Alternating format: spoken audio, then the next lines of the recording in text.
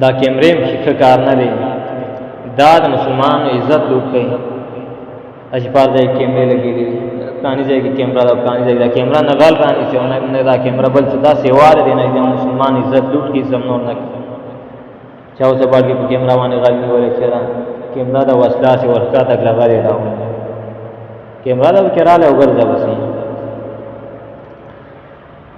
دا د مسلمانانو عزت ځینې ځای کې زنانه بس بوخره اوچته کړي، هغې سره کیمرې نه ستا کوپیه کیمرا لګوي او روان وي.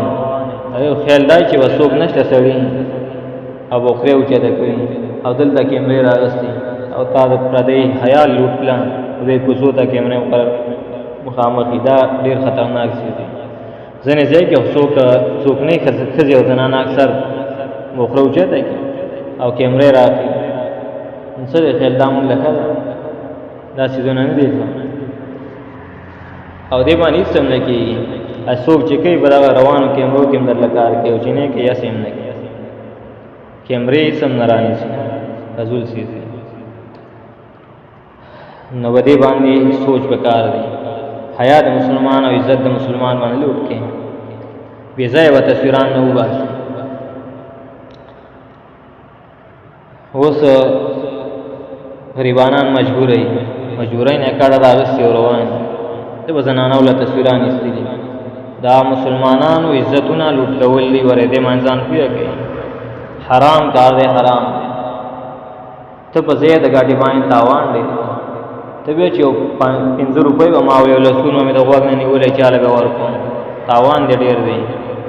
یو طرف ته خو دا تصویر ایستل حرام دي، دا ناروا دي. چا زنده سر تصویر دا ناروا دي.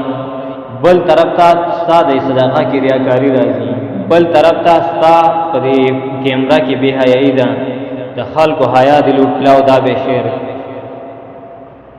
تاسو وینئ په نیټ باندې دا تصویران ځای په ځای د ښځو نه تصویران او ویډیوګانې کړي. دا د مسلمان عزت لوټ کول دي. دغه لسګون دی په جب کې کېده، زمونږ د عزت سره به کار دی، بېعزتۍ سمون نه دی به کار. د الله د رضا کار داسې نه یو څوک د الله د رضا کار کوي، هغې کیمرې ته سره ضرورت نه وي، ځکه الله رب العالمین چې کومې کیمرې مقرر کړي دنیا ته هغسې هم لیدل دي. ستا کیمرې ته هېڅ الله رب العالمین عالم دی په غیب باندې او لیدونکی دی. زموږ عقیده دا د قرآن نه ثابته ده چې الله رب العالمین لیدونکی ذات دی، بصیر ذات دی، هر څه یې نه که پټ او که ښکاره الله ته ښکاره دی. الله ته پټ څه شته دی نه په اسمانونو او ځمکو کې قرآن آیات کې راځي. هر څه الله رب العالمین ایني د اسمانو ځمکو کې ته هېڅ هم نشي پټېدلی. ستا کیمرې ته هېڅ ضرورت نشته.